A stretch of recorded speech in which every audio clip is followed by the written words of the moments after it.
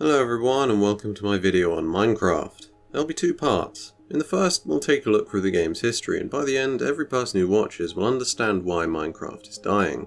The second will be a structured attempt to fix the game, containing both advice for Mojang and how any viewer could improve the game by themselves. I think we can all agree that this game is legendary. Probably one of the most influential games of all time and the second most successful, only beaten out by Tetris. We don't need to ask ourselves what made Minecraft so great. It's been 8 years, we all know the answer. Minecraft offered a cheap avenue of creative freedom that was available and marketable to people of pretty much any demographic. A 3D world where everything you see is made of fully interactive blocks. This was unheard of. Even games with destruction engines couldn't allow the players to interact with the environment in any meaningful way outside of preset entities like an explosive barrel in Halo or a building in Red Faction. Now you could manipulate anything you saw in any way you wanted. Moving mountains was no longer the stuff of dreams. Even better, the world was procedurally generated, something that had only been seen in the likes of Dwarf Fortress, a management sim that came out years earlier. This meant theoretically infinite amount of content. The player could literally never run out of map if their hard drive was big enough. Until Seeds, you could never see the same mountain as someone else. You could never explore the same cave. Of course, a giant computerized Lego set could only sustain gamers for so long. There had to be some reason to be there. A goal. And so, in late 2009, survival mode was tested and finally implemented in early 2010. In the first part of this video, I'm going to compare the Minecraft alpha, when the game was starting to get some serious traction, to modern day as of summer 2017. The reason for this will become clear. We'll begin with the alpha. Survival gameplay could easily be split into two halves, resource gathering and building, or mining and crafting. This game did what it said on the tin. The player was motivated to do this by the game's dangers. Night brought about enemy mobs that would attack and eventually kill the player with enough exposure, and as such, the only way to survive was to find shelter as soon as possible. The first night. Every player remembers it. If you found out about the game on YouTube, you more than likely knew the drill. Find a tree and punch the wooden prick. The logs you get could be split up into planks in the player's 2x2 crafting slot in their inventory. From that you could craft a workbench, and then the crafting system comes into its own. This new 3x3 crafting window allowed players to organise resources such that they visually represented the item you were trying to make. A brilliant idea. The first tool to craft was a pickaxe made from 3 planks along the top row and then 2 sticks down the middle column. This wooden pick would allow you to mine stone type blocks, and then from that make significantly more effective and efficient stone tools. The real goal though was to find coal, a randomly generated vein of black dotted stone littered amongst the rock. You would find coal at pretty much any level in the 128 layer world, and if you went down you might even luck into some iron. This was the next level above stone and would significantly increase your effectiveness. A coal on top of a stick made a torch, and this one item would provide visibility at night once placed, and protection from monsters spawning. This was often the deciding factor in whether or not you'd survive the first night. You needed wood, coal, and some kind of shelter, usually a 2x1 tunnel bored into the side of a hill, a door even if you were just that good. You had 10 minutes to do all of that before night settled, and back then, this was a challenge. Let's jump into Minecraft now. Setting aside that the player base is simply more experienced, how has this vital first night routine changed? Well, now we have to deal with hunger, and that's where hunting becomes just as important as mining. You may find pigs, cows, chickens and sheep for food, but of all of them, sheep is the most desirable, because guess what we can craft from wool? A bed. 3 wools, 3 wood is all it costs to skip the first night and avoid all danger that monsters may present. Simply dig a small hole in the ground, place a bed and right click. The bed was implemented in beta 1.3 not long into 2011, and every addition they've made to night spawning enemy mobs since is now pointless. The inspired, creepy endermen and the recently added witches are now a non-issue, meaning the overworld surface provides no threat to the player. Shelter is easy to find too, as villages can be found in plains. They provide impenetrable structures, an infinite supply of food, wood, water and shelter. Mojang tried to offset this by regularly decimating village populations with events called zombie sieges. Regardless of light level, about 10 zombies of varying types will spawn in the village. They will kill every villager, dogpiling and breaking down every door to houses where inhabitants seal themselves in. They'll be no less aggressive if they find you inside of the houses. What's really cool is that if you move from one end of the house to the other, the horde will follow you and try to break down the back door if there is one. Problem is, the solution to literally every siege is simply putting blocks in front of your doorways. The first night and every night preceding have been trivialized, and as a direct result of this, clever, practical design of homes died out. What do you need a farm for when you can walk to a village? And even if you can't find one, all animals now drop meat rather than just pigs. What do you need a fence or a wall for when monsters can't spawn? Why even bother lighting a short radius around the base? A clever door system? A flashy lava moat? You could argue that because monsters drop resources, you may sometimes decide to go through the night. Well, skeletons drop arrows, which you could easily craft. Zombies drop pointlessness. Creepers drop gunpowder for TNT, which in survival is pointless. Endermen drop ender pearls, which actually aren't pointless. These can be used to get yourself out of a sticky situation, or even track down a stronghold so you can go to the end. So that's it. Ender pearls useful for quickly moving. Once. It's true that you don't have to build a bed, but in a game, not being forced to do something does not make its existence acceptable. An in-game easy mode that can be accessed with no effort whatsoever looming over you every time you die. And just because you don't use it doesn't mean every new Minecraft player won't. So now in both realms, in Alpha and in the present, we have just entered, or survived, the first night. Let's jump back into Alpha and find out what we're going to do next. What do we do now that night is fallen and we can't go outside? Well, it's time to mine. If you build an exterior structure, this may be more difficult, but as long as your walls are over 2 blocks high, expansion shouldn't be too much trouble. If you build an interior base, you may want to expand. You have 64 layers of rock, plus hills and mountains to build into.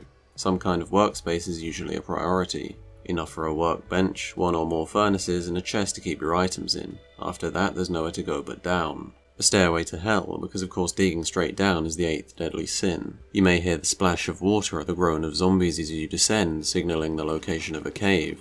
Iron ore spawns anywhere below sea level. To get your hands on the special iron ingots though, you would need to slowly smelt them in your furnace with any wood or coal as the fuel, which was a smart way to pace the progression. Gold spawns at layer 30 and below, and this could be used to create the least effective and least efficient tools in the game, though this was later changed to being the most effective but least efficient, which gave gold a situational use. Then, at layer 16 and below, you could find the most desirable of all, diamond. They crafted vastly superior tools and armor compared to everything else, but they were incredibly rare. Anyone who played during Alpha knows the absolute euphoria you'd get from seeing those turquoise colors. We were young, shush.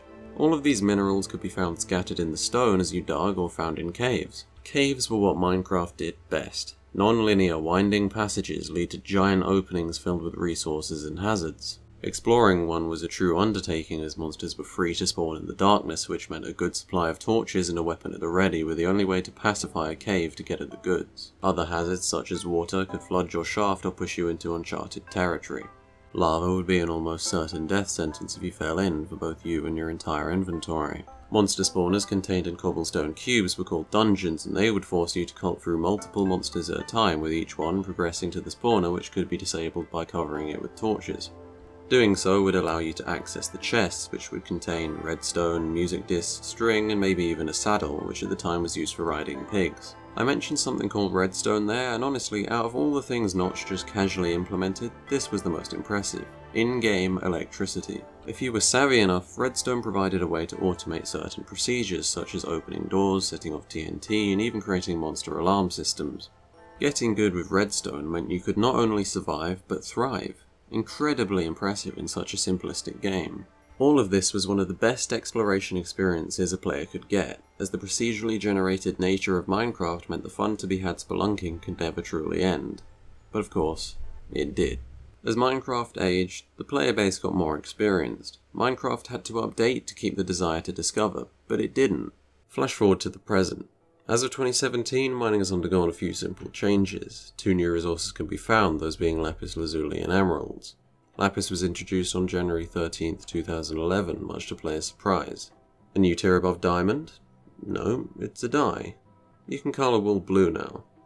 It took Mojang 3.5 years to give lapis a reason to exist other than pimp my sheep. Lapis later became a requisite ingredient for enchanting, a process I'll get into later, but this simple ass change completely fixed lapis. It was now a desirable resource and another reason to go mining. I just can't believe this took 3.5 years. Emeralds, on the other hand, were implemented to serve as an in-game currency. They'd spawn underground about as commonly as gold, but only in single blocks rather than veins. The catch was, you could only find them in extreme hills biomes, which meant if the player wanted some, they'd have to start a mine somewhere other than their house. A simple, but effective way to give players a reason to leave their shelter other than occasionally collecting wood. But who do you trade them with? Villagers. Villagers would now have professions, leaning from blacksmith to farmer, who would offer up a variety of items in exchange for emeralds. Items could be anything from stacks of bread to enchanted diamond gear, depending on how much you're willing to pay. Here's the problem with this. The emerald cost is too high, and so if you aren't in an extreme hills biome, there's no reason to go looking for emeralds because it would be faster to create the items you want to buy yourself. Thankfully, mining isn't the only way to get emeralds though, you can trade them in with other goods. Paper, for example, made from reeds can be traded in stacks for 1 emerald, so with a large enough farm you can actually get your hands on some pretty good gear. And it gives an okay excuse to build something outside of a hole with a door on the front. So, 2 new resources, one largely a waste of time and one that took 3.5 years to have a point implemented from alpha in 2010 to now in 2017. Let me just remind you, this game is called Minecraft. Mining is kind of its thing and it hasn't improved in any significant way in 7 years. Huh. Well, mining might not have improved, but there are new things to discover underground. In Beta 1.8, which came out in autumn 2011, abandoned mineshafts and strongholds were added along with a slew of new combat updates. Strongholds are incredibly rare, so exploring one by chance was never going to happen. Abandoned mineshafts though, while rare, show up far more often. They contain tunnels with tracks, cave spider spawners, and chests filled with valuable loot. They provide a real challenge while underground, so this was really a great update. Shame there's no way to have the stuff they added here before beds. I mentioned combat updates earlier, and since 2011, shockingly, they've actually been updated. So let's quickly evaluate what we had in alpha. Left click to stab with a sword. Depending on the material of the sword, the time to kill of any given mob varied. Creepers would begin their exploding animation as soon as you attacked, so you had to hit and run. Spiders and zombies simply ran at you, so just spamming mouse 1 was the best way to deal with them. Skeletons almost guaranteed player damage, so depending on your difficulty setting, you would need to either rush, take a hit and kill it with your sword, or stay behind cover attacking with your bow. Bows didn't have a charge animation, they could be fired in a sort of less damaging stream. What's changed? Well, now bows charge, meaning you end up firing far less arrows, but they do more damage. This is more satisfying and results in bow use being far more sustainable rather than a plan B. Using the brewing stand, which I'll talk about later, you can infuse your arrows with a huge amount of different poisons to deal with mobs. This adds a cool Witcher preparation vibe to high level combat, and in PvP adds a fair amount of depth. If you jump and hit on your way down, your attack will deal significantly more damage and a good deal of knockback. The knockback is nice, a situational attack that requires good timing, but the increased damage makes almost every PvP and most PvE sword fights a ridiculous jumping fest. To further promote good timing, there's now an attack power meter. With this, you'll only get 100% attack power when the meter fills. If you spam, each attack will be stuck at 20%. This is fine, it adds a tiny bit of precious depth. In 7 years, they've added one new type of sword attack, an incredibly simple attack strength meter, a drawstring to the bows, overpowered shields, and poisonable arrows to the combat mechanics. Are you starting to understand the point of this video? Let's keep going. We have to understand that this video is not Minecraft Now versus Minecraft in Alpha, because obviously Minecraft Now is better in almost all aspects aside from survival building, which is a big blow. This video is about understanding why Minecraft hasn't kept its popularity, understanding why it's dying. It took them 7 years to implement basic combat changes, add 2 okay new resources, and 2 structures underground. And while doing so, they also managed to ruin any reason to build anything in survival with beds. These things are the only things that matter on the first few nights of survival Minecraft. Overall, because of beds, they've gotten worse.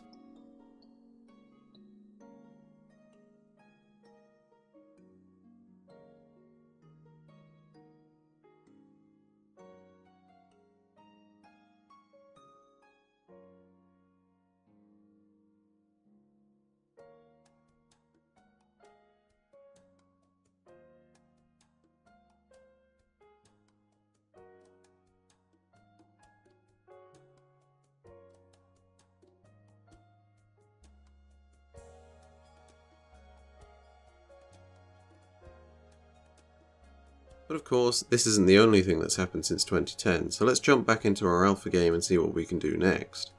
Well, now we've been mining for a while and maybe we've got a few diamonds, some gold and a bunch of iron.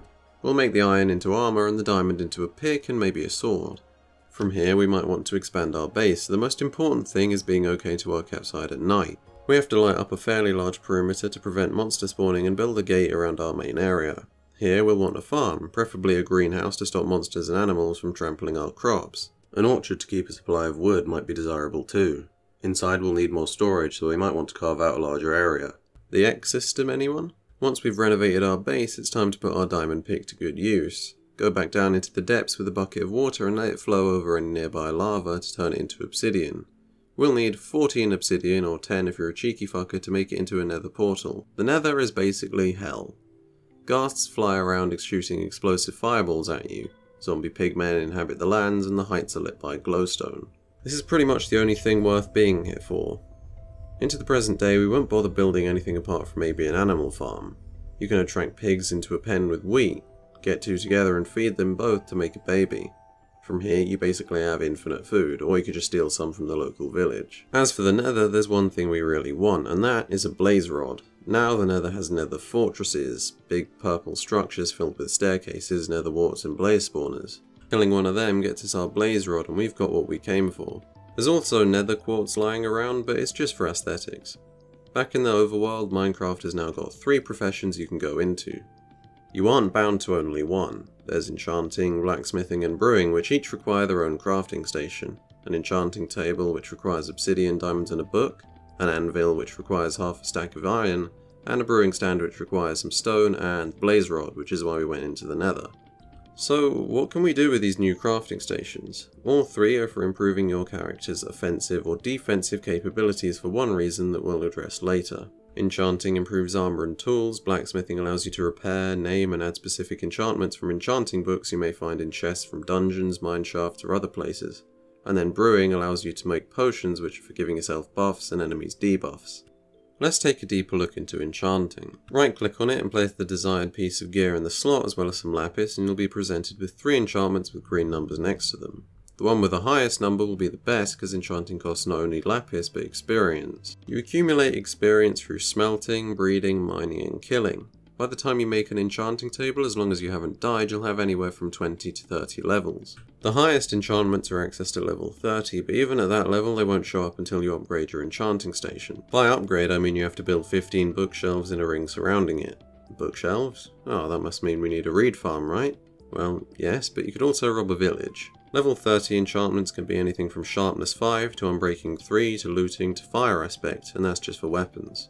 There's an astoundingly diverse number of enchantments you could get, but that doesn't mean it's easy to get the best ones. Getting to level 30 again will take an age, so you'll likely enchant as soon as you hit level 10 after a long mining session or something. This means you need to downgrade your enchanting station, which can be done easily with pistons, the best redstone feature to date. Although I can't really praise them for it since it was literally ripped straight from a mod. In conclusion then, enchanting is a good addition. It rewards you for not dying and encourages actual building and use of redstone. The only thing I don't like is how long it takes to level up. The best enchantments help you not die, but you need to not die to get the best enchantments. It makes very little sense, but thankfully you can recover about half your experience if you make it back to where you died. We still don't know how to put more than one enchantment on a single piece of gear.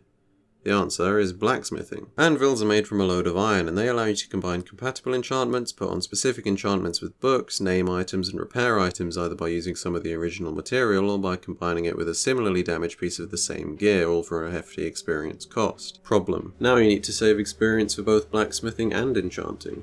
I'd have much preferred the use of anvils to cost iron in the same way enchanting costs lapis. It would give a good use for iron late game, which it currently doesn't have, and soothe our experience problems. The way it is makes experience so scarce that I find myself simply not using blacksmithing at all because it's better spent in enchanting. Moving on to brewing. It's actually very good, and I think that more than likely stems from the fact that we don't have to worry about experience. You'll need a brewing stand, a cauldron, a few glass bottles, some blaze rods, a bucket and a water source. Use the bucket to pick up some water and deposit it in the cauldron. You can use the cauldron to fill your glass bottles. Now we need to take our blaze rods and turn them into blaze powder. We're going to use that for fuel. From there, put nether wart in the ingredient slot and make an awkward potion.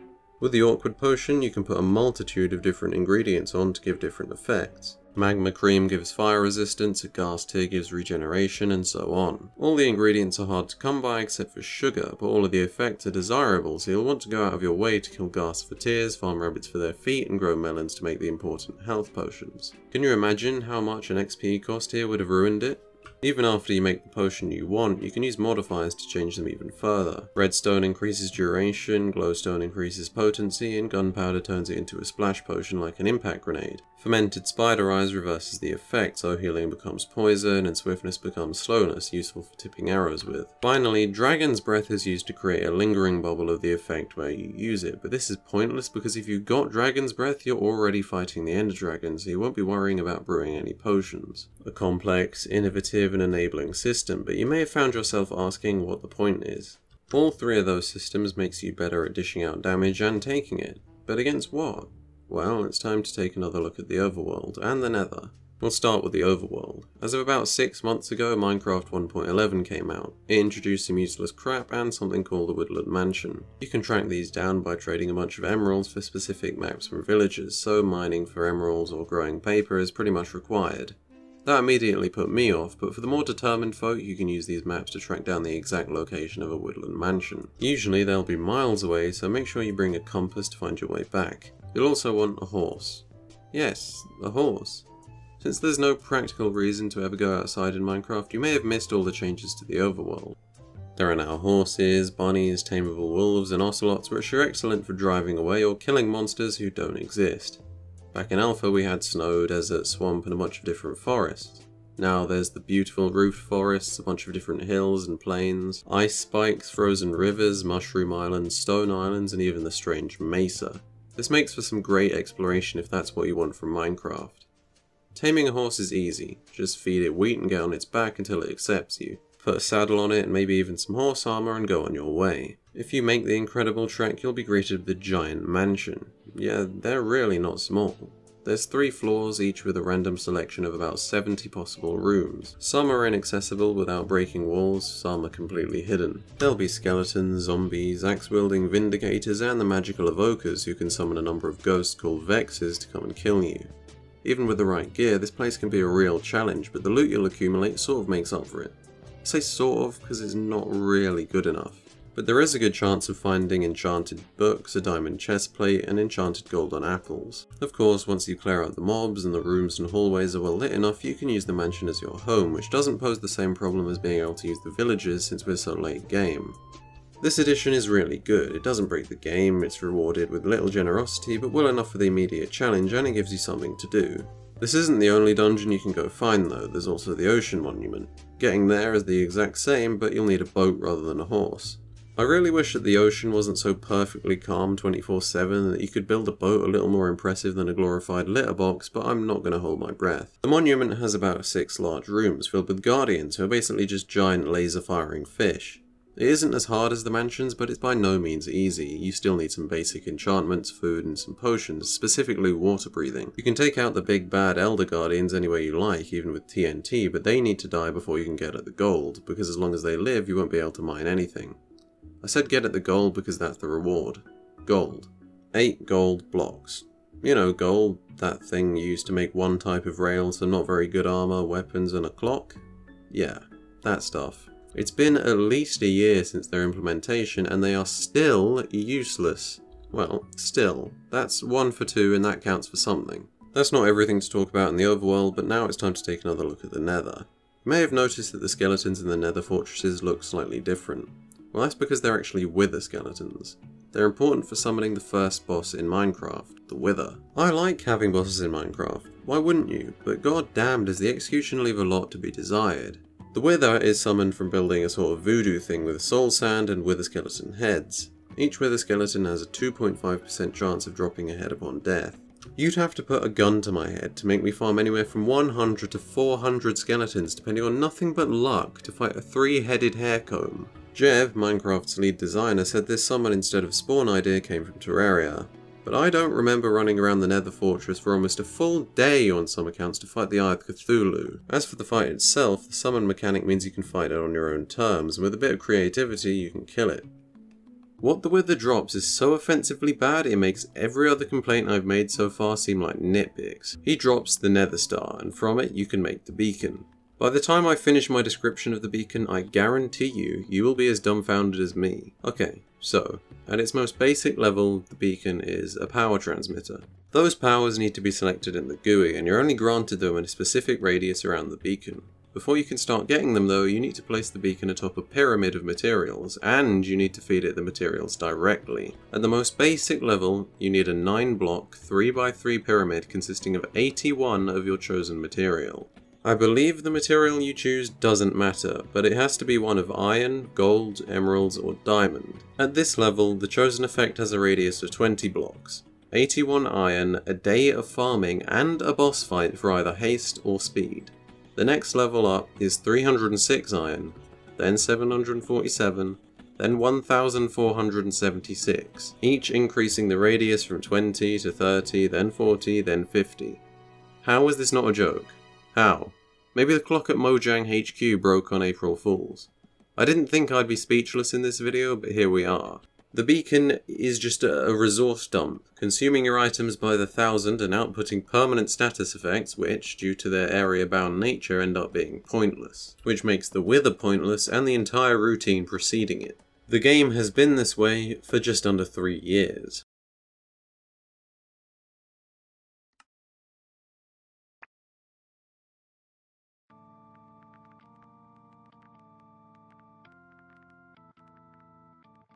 We aren't done yet.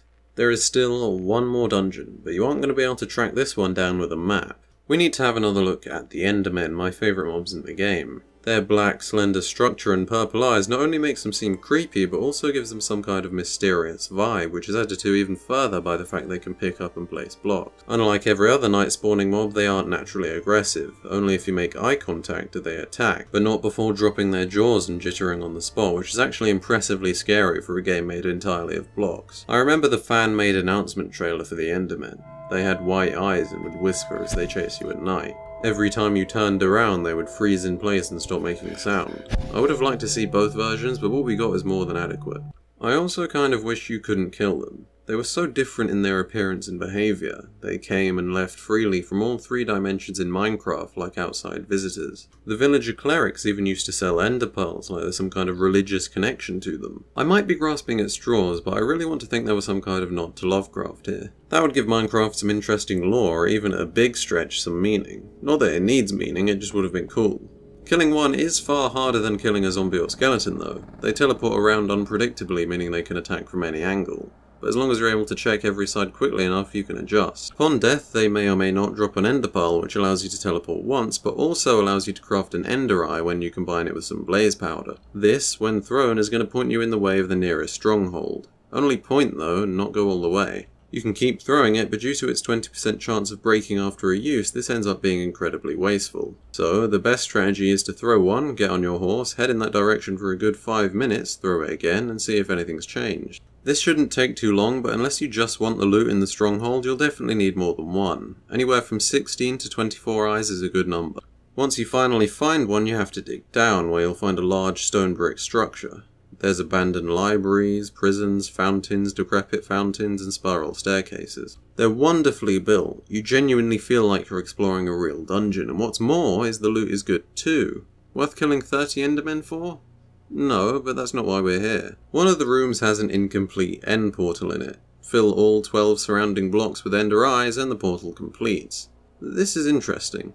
A portal to another world inhabited by strange beings, incomplete construction, completely abandoned fortifications, sprawling libraries. Either Notch was definitely trying to give Minecraft some Lovecraftian lore, or I've watched Joseph Anderson's Bloodborne videos one too many times. Before you head through, you'll need your best gear. This is the point behind the Woodland Mansion, the enchanting and the brewing. All of that effort for this. It better be worth it. So what lies at the end? Apart from obsidian towers and floating islands, the end. It's aptly named. The Ender Dragon is the final boss of Minecraft. It's the second boss, so it seems a bit wrong to call it the final, but whatever. You have 2 choices. Kill it or die. There's no way out. Your first move should be towards the obsidian towers, because atop these are ender crystals which heal the dragon as you fight it. The dragon won't be a danger when you're running on the ground, because its only attack is to throw a gas bomb at you, which your armor should have no issues tanking. The only thing you'll need to be wary of is the hordes of endermen roaming the island. Keep in mind to never make eye contact, or simply wear a pumpkin on your head. While climbing, getting hit by the gas bomb can send you flying back down quick. With the right enchantments, a fall won't be a problem, but otherwise it can be a death sentence. There's no telegraph for the bomb attack, it's random, so if you die from falling, that's just bad luck.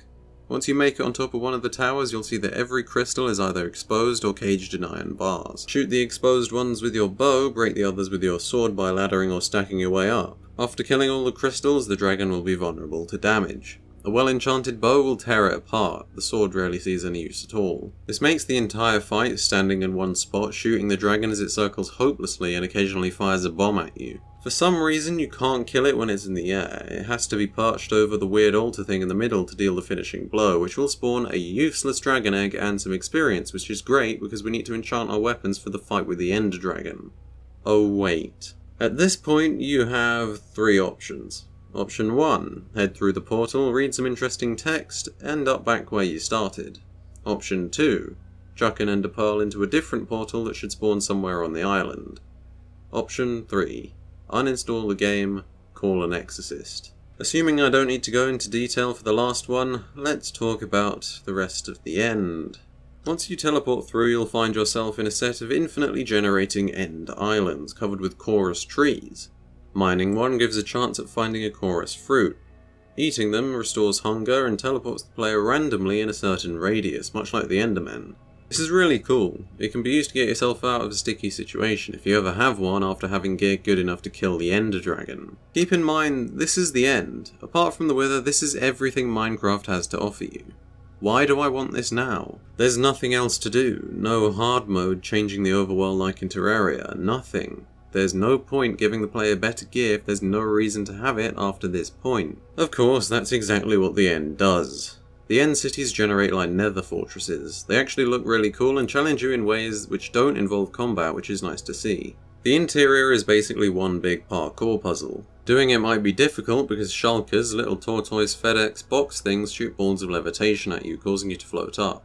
This isn't exactly a danger because the roof stops you from flying high enough to cause any significant damage, so it's more of a frustration. Having keyboard smashed your way through that, you might stumble on the loot room. There'll be 2 chests full of excellent loot. Great chances of heavily enchanted diamond gears, seeds, ingots, horse armor, everything you would want at the end of a halfway boss to progress to the next dimension or fight the next thing. We can only wish, but it doesn't end there. Some End cities come with an End ship.